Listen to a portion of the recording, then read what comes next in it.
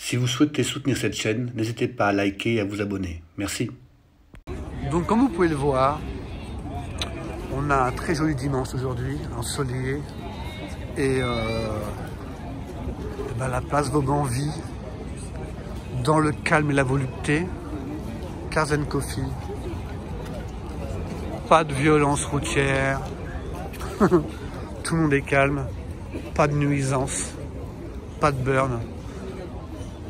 Les gens viennent passer un bon moment. Ça va? Max est un passionné, alors quand même pas mal beaucoup d'allemandes quand même, hein. Est-ce que je me trompe? Mercedes SL, BMW. T'es très Dutch qualité quand même, hein? Non, j'ai une Citroën. Ah, bon, je suis mauvaise langue alors, c'est ça? J'ai un cabriolet traction quand même. D'accord, bon, j'ai rien dit alors. Il faut quand même rester français aussi. Bien sûr, bon, tu aimes les belles voitures en tout cas. Oui, j'aime les belles voitures. Ouais, alors, Max, est-ce que tu veux nous présenter? Alors, pour moi, c'est un BMW, mais pour toi, c'est encore plus. Donc, je suis pas dans les fiches techniques, mais peux-tu nous faire part de ta. Bon, on va voir ta voiture déjà. Oui. Donc, je peux parler en même temps. C'est tout simplement une 628 de 1986. Donc ça fait partie des séries 6, de la 630, 633, 628, 635 et M6, il y en a une qui devrait arriver incessamment. D'accord. Et Max, pourquoi ce choix sur cette... je vais te demander d'approcher un petit peu du véhicule, si tu veux bien approcher un petit peu, que je puisse te prendre ton joli visage et cette jolie voiture. Oui. Alors vas-y Max, dis-moi, pourquoi cette voiture alors à la base? Alors c'était tout simplement, ça n'avait rien d'historique, moi je l'ai acheté il y a plus de 30 ans. Et oui, d'accord. Il me fallait une voiture rapide pour descendre dans le sud où habitait ma belle-mère. À l'époque où on pouvait rouler alors? À l'époque on pouvait rouler et je descendais vers Bordeaux la nuit à 150 de moyenne, donc il fallait une voiture qui trace. Voilà. D'accord, donc tu l'as acheté à 30 ans, donc dans les années 90? Je l'ai acheté en 92 exactement. D'accord. Et puis ma belle-mère malheureusement est décédée. D'accord. La voiture n'avait pas grande valeur, elle était en parfait état. C'est dingue. D'accord. C'est devenu une voiture de collection. Et je vois qu'elle a les phares jaunes, donc c'est un modèle pour la France, on est d'accord? C'est une française, tout à fait, c'est une française. J'ai l'historique. Ouais, elle est vraiment... Elle a été vendue par Pozzi Mulhouse-Neuilly. J'ai l'historique complet de la voiture. D'accord. On est sur quel type de motorisation, Max? C'est un 2,8 litres qui fait 184 chevaux. 2,8 litres? Oui. D'accord, très bien. On va regarder un petit peu sa ligne générale. Tu me suis avec? Tu me suis? Et donc, tu la briques tous les soirs en rentrant du travail? Non, elle est dans le garage. Je la laisse toujours propre. Et puis, c'est une voiture qui a toujours été entretenue. On va regarder un petit peu son arrêt. Donc, on est sur combien de cylindres là-dessus? 6 cylindres. C'est un 6 cylindres, hein, d'accord. 6 cylindres en ligne. Alors il y a une finition qui est assez amusante. Ouais, c'est propre, bien. Boîte à outils, c'est ça, non? Ouais. Trousse de secours peut-être, non, je sais pas. Voilà. Oh, c'est vraiment... Et là, tu as la trousse de premier secours aussi. Ah oui, on m'en a parlé, j'en ai déjà entendu parler, j'en ai déjà vu sur les émissions. Oui. Ça sert à rien, mais c'est essentiel. Voilà, les outils c'est pareil, ils ne servent jamais, mais il y a une trousse à outils. Ça tombe jamais en panne, c'est ça que tu veux dire? Jamais. D'accord. Non, mais tout est dans les détails. Et le bonheur se cache dans les détails aussi, il n'y a pas que le diable. C'est extrêmement fiable, c'est une voiture qui est très fiable, qui est très agréable. Et tu l'avais acheté d'occasion, c'est ça? Je l'avais acheté en première main, tu vois, elle vient de chez Pozzi. D'accord. Et donc à cette époque-là, en 93? Oui. C'était des voitures qui n'étaient pas très recherchées, c'est ça? C'était personne n'en voulait? C'était quand même une voiture assez haut de gamme et qui valait quand même assez cher. Neuf, ça dépassait les 300 000 francs. Et... Donc 300 000 francs? Oui. 300 000 francs? Oui. C'est énorme. Ouais. Vraiment? Oui, non, ouais, c'est... 300 000 francs, excuse-moi, j'essaie de me remettre un peu dans le bain de l'époque, mais... Oui. Donc c'était quand même une voiture chère. Bien sûr. C'était une GT, hein, c'était ça. Les concurrents, c'était quoi? C'était les grosses Mercedes, c'était... ça pouvait être les Porsche 928, c'était quand même des... Oui. Tu peux nous faire visiter un peu l'intérieur? Peut-être de l'autre côté, ça sera peut-être plus simple de l'autre côté. Oui, il n'y a pas de circulation. Oui, c'était vraiment le haut de gamme de chez BMW, on est d'accord, hein. Les amis, on n'est pas sur sur n'importe quoi. En plus, c'est une vraie 4 places. Et oui, oui, ça t'emmenait au bout de, la nuit. Tout l'intérieur est en cuir. Tout l'intérieur est en cuir. Je vais vous faire voir ça, les amis. Alors, les contreportes, c'est assez sobre, hein, un peu comme à l'époque d'ailleurs. Mais très bien fini. Ouais, ouais, puis les cuirs, bon, tout a bien vieilli. Hein. Bien souvent, je vois. Regardez, plein d'accessoires. C'est quoi ça? Pour mettre des petites pièces, tout ça. Oui, oui. Ah oui, l'ordinateur de bord, j'avais un ami qui avait un 325 et tu cliques dessus et s'il y a une lampe qui ne fonctionne pas, tu sais qu'il y a un truc qui est allumé. D'accord. Le petit volant qui va bien. Boîte mécanique, boîte 5 vitesses. Blackpool, ouais, c'est efficace. Hein. C'est une 4 places. Une vraie 4 places. Oui. Parce que derrière, tu as en fait... On va aller voir ça. Oui, tu as 2 sièges baquets à l'arrière. Je vais juste manœuvre, hop là. C'est tout simple. Ah oui. 2 sièges baquets. Oui. Et en fin de compte, tu t'enfonces à l'intérieur et comme ça, tu gagnes de la place. Et tu es très bien assis, même à l'arrière. J'avais rencontré une personne, un ami d'un ami, qui avait un 850 CSI. Oui. Et c'était à peu près les mêmes places comme ça à l'arrière. C'était plus étroit sur le 850. Là, tu as plus de place. D'accord. Donc tu voyages à 4. Donc 5, c'est pas possible. C'est une super GT, quoi. Hein, on est d'accord? Oui. Ça s'apparente plus à une GT qu'à une voiture de... On est d'accord? On est plus sur la GT que sur la voiture de sport radicale. Hein. Mais elle a une super ligne en plus. Hein. Voilà. C'est une très jolie voiture. Ah, Max, j'ai même pas besoin de lui dire, il me fait l'ouverture du moteur. Voilà. 2 litres 5, 2 litres 8. C'est un gros 6 en ligne. D'accord. Couché à 30 degrés sur le côté. Couché à 30 degrés sur le côté. Le moteur est incliné. Ah bon, on va aller voir ça. Comme les Mercedes 300 SL, d'ailleurs, c'est le même principe. C'est-à-dire que le moteur est... D'accord. Les bougies sont sur le côté comme ça? On va aller voir ça tout de suite. On va aller voir ça tout de suite, Max. On va voir un petit peu les détails. C'est vraiment très joli. Hein.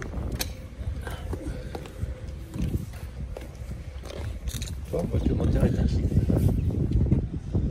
D'accord. Tu as... Non, c'est que... Oui, j'ai fait un petit topo avec Max. Donc effectivement, comme vous pouvez regarder ici, il y a les bougies qui sont là. Donc le moteur est incliné par rapport à l'horizontalité de 30 degrés comme ceci.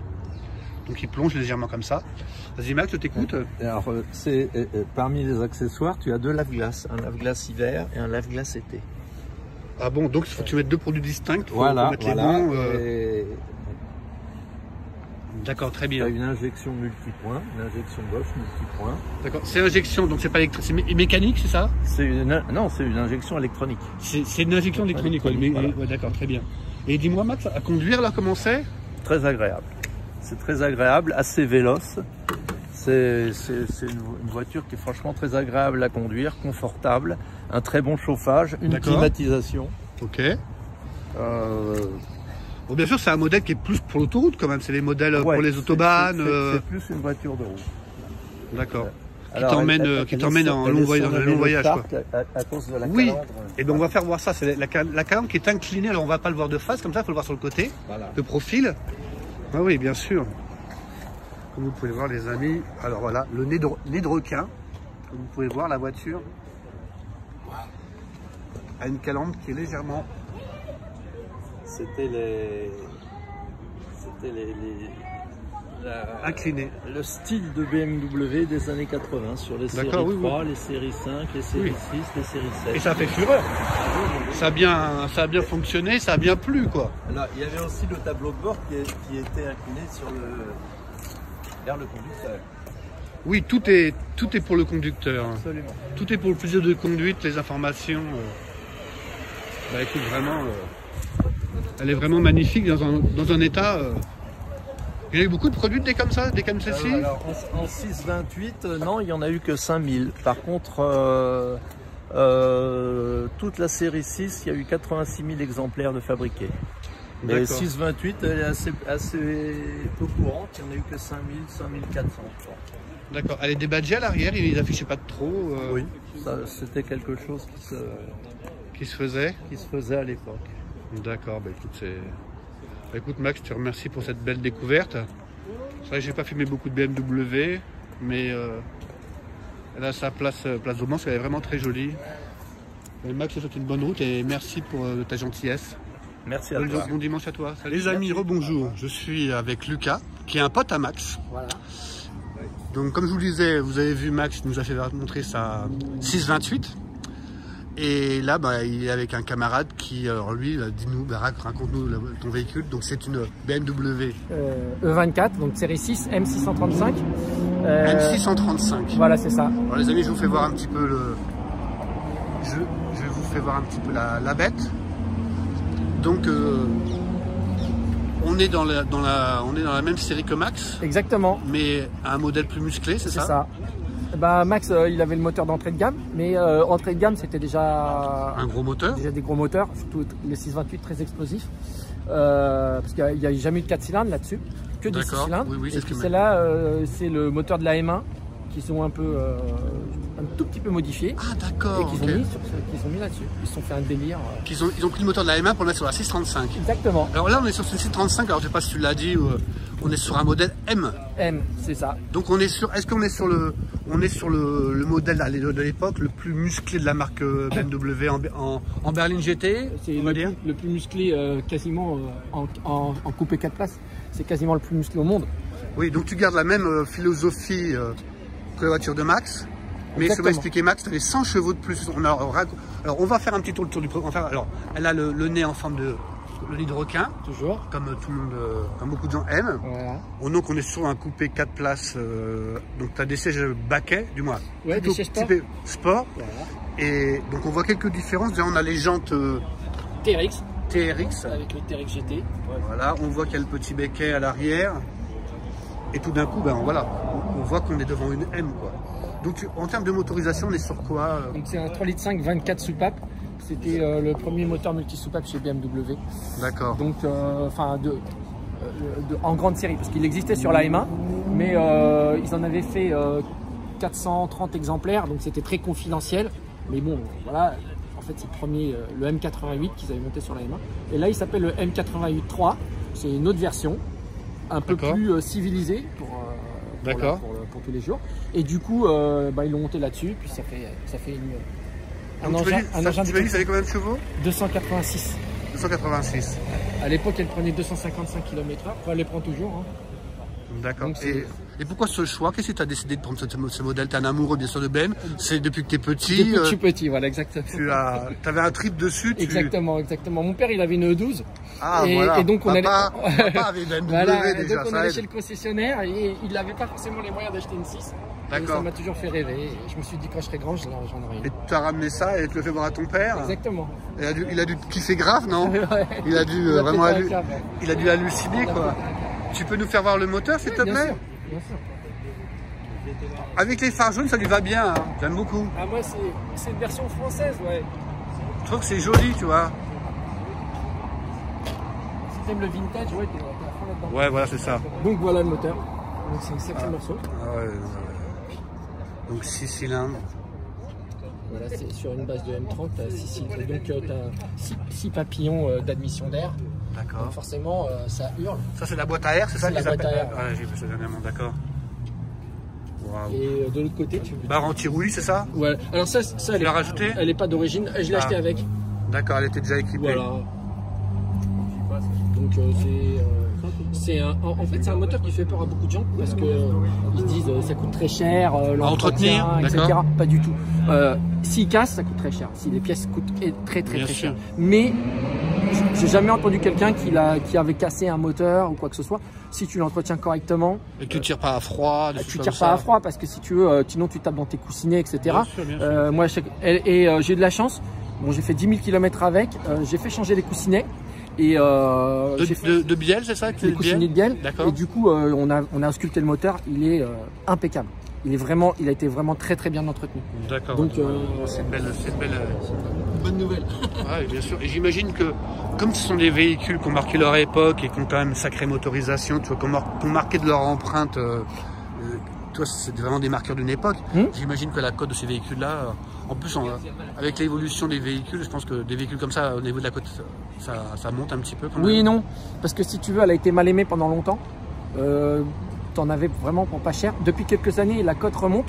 mais parce que si tu veux, c'est un véhicule qui était qui avait une mauvaise réputation, parce que beaucoup d'achetaient des voyous, etc., etc. Ouais. Et l'entretien, même si la voiture décotait, l'entretien lui reste le même. Si tu veux refaire une belle peinture, quel que soit le prix de la voiture, c'est toujours le prix d'une peinture. L'entretien, la réfection, donc c'est des voitures qui coûtent beaucoup moins cher que les concurrentes de l'époque. Je pense notamment à une 930 turbo, enfin une 930 tout court, elles sont toutes turbo, etc., etc. Une 930, tu parles d'une Porsche 930. Ouais, c'est ça. Mais t'as pas 4 places d'une Porsche 930. T'avais 2 petites places à l'arrière. Si tu veux, t'avais 300 chevaux, c'était un peu l'équivalent. D'accord, ok. En termes de, elle a pas vraiment de concurrente. Hein. Déjà chez Mercedes, t'en as pas. Oui. T'en avais un peu chez Porsche, un peu chez Ferrari.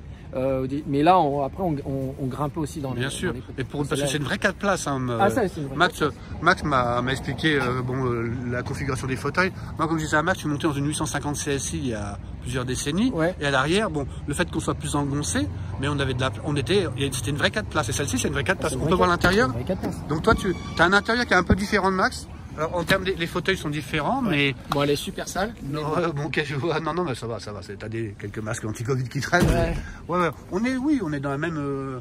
Mais à l'arrière, si t'es un adulte de taille normale, si tu fais 1m90, je crois pas, t'es bien. Oui, t'es bien. Je le fais régulièrement. Non, c'est quand même une GT, quoi. C'est une GT à vocation sportive, mais c'est pas une voiture de sport. C'est pas une voiture de rallye, etc. C'est pour ça qu'il y en a beaucoup qui font les kékés avec. Qui ont fait les kékés en pensant voilà, c'est pas une voiture de rallye, ça fait 1,5 tonne. Bien sûr. C'est lourd. De toute façon, c'est une voiture pour les autobahns. C'est exactement ça. C'est-à-dire tu prends un rail, tu le prends à la vitesse que tu veux. Et... Je dis parfois, c'est pas une voiture qui est amusante. C'est une voiture qui est c'est un rail, quoi. Qui est allemande. Pour l'autoroute, comme tu dis, les virages, tout ça, c'est pas son truc. C'est t'envoies du lourd. Et à conduire, c'est simple à conduire ou très simple. Faut pas être pilote, faut être quand il pleut, bien sûr, c'est une propulsion. Bien sûr. Tu sais quoi, toutes les propulsions, faut faire attention. Quoi. Bon, t'as aucune assistance dessus, donc c'est quand même une voiture. J'ai envie de te dire, c'est une voiture de bonhomme. Hein, aucune assistance, à part l'ABS qui se déclenche jamais, très tard. Le truc qu'il y a, c'est que cette voiture-là, si tu es prudent, si tu respectes les règles, t'as pas de problème. Maintenant, si tu arrives dans un rond-point, tu arrives en seconde à pleine balle et que c'est mouillé, tu la rattrapes jamais. Ouais, je comprends bien. De toute façon, c'est connu, les propulsions, bon, on connaît leurs qualités, leurs défauts. Donc, comme tu le dis, il faut être raisonnable et raisonné, quoi. Je me suis jamais fait peur. Je conduis, dès qu'il pleut, tu conduis juste normalement. Par contre, dès que c'est sec, sur les petites routes, etc., là, elle tient le pavé. Franchement, elle tient le pavé. Bon, très bien. Tu peux nous fermer le capot moteur? Je vais prendre une petite prise.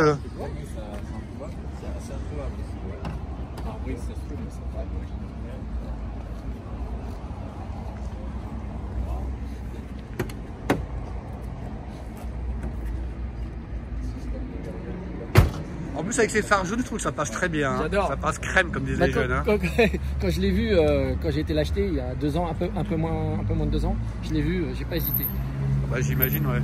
Et ça se négocie. Bon. Ça donner le prix, je peux te donner des tarifs. T'en trouves à 50 000 € aujourd'hui. À 50 000 €, il faut que tu as 20 000 à mettre dedans. D'accord, de réflexion, de remise en état. Voilà, parce que si tu en trouves une nickel à 50 000, ça c'est impossible. Et les cotes, on va dire, moi j'en ai vu passer aux enchères, mais avec 20 000 km. Donc exceptionnel. Des perles, quoi, ouais. Voilà, ça c'est 105 000 l'exception. Sinon, tu es aux alentours entre 65 et 75 000 €. D'accord. Tu as combien de kilomètres sur celle-ci? Celle-là, j'ai 170 000 km. C'est rien, vu le moteur, vu la qualité.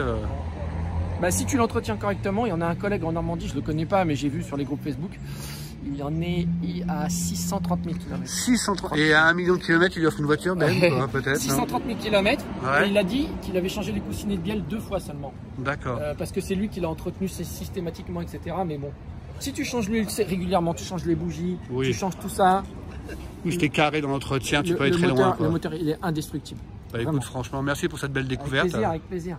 Et puis, bonne route à toi. Merci. Alors, les amis, place Vauban-ça-Revit. Alors, je pense à mon ami Bernard, qui a bien sûr un petit BM Z4.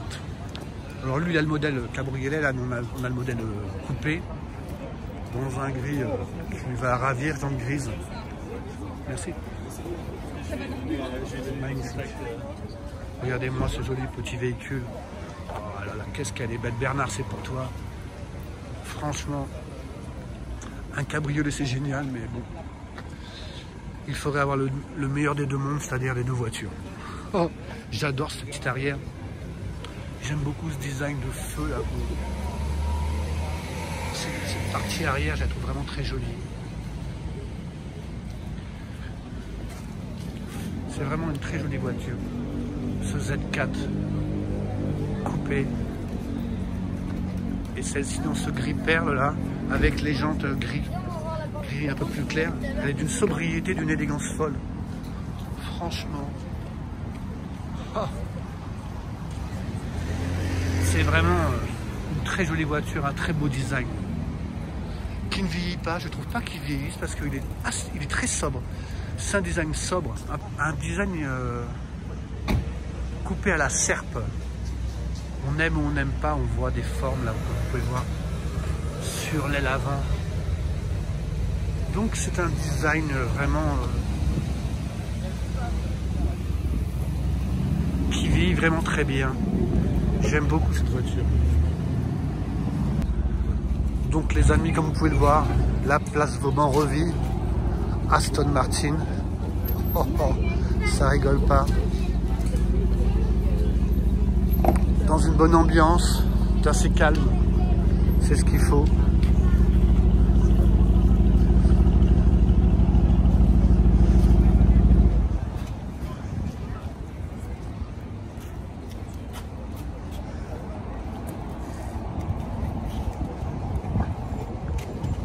Bonne chance pour la place.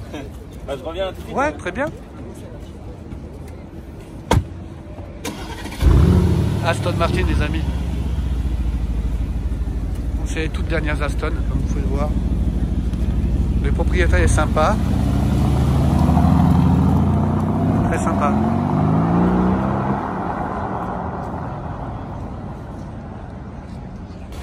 Et les amis, place Vauban, c'est pas mignon.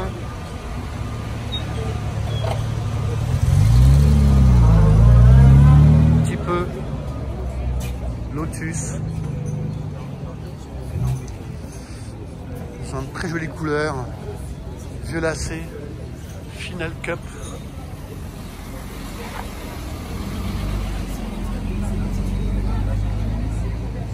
Elle est magnifique hein, dans cette couleur.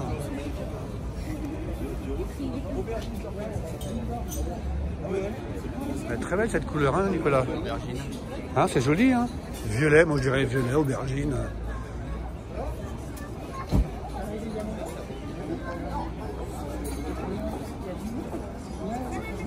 Magnifique. Les amis SS Camaro, regardez-moi ça. Par Chevrolet, les amis.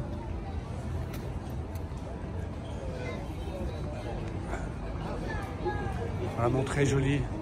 Bon, je pense qu'on l'a déjà vu souvent, place Vauban me semble-t-il. Regardez-moi cette pépite. C'est génial. Ah, les Américaines sont folles.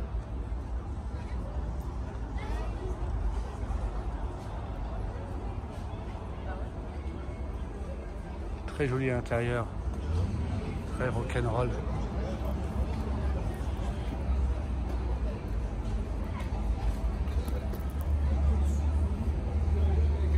Camaro SS.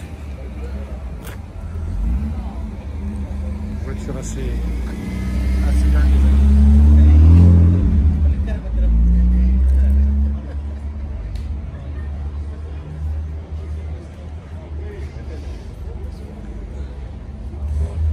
Magnifique.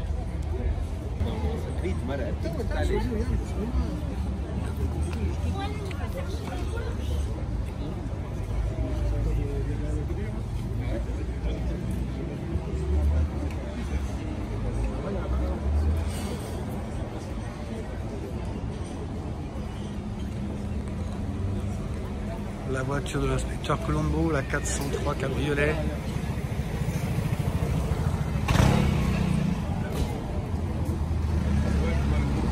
Il y a de la Porsche place Vauban.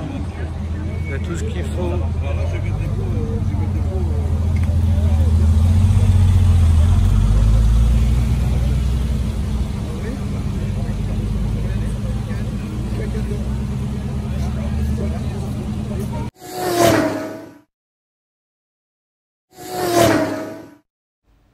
Si vous souhaitez soutenir cette chaîne, n'hésitez pas à liker et à vous abonner. Merci.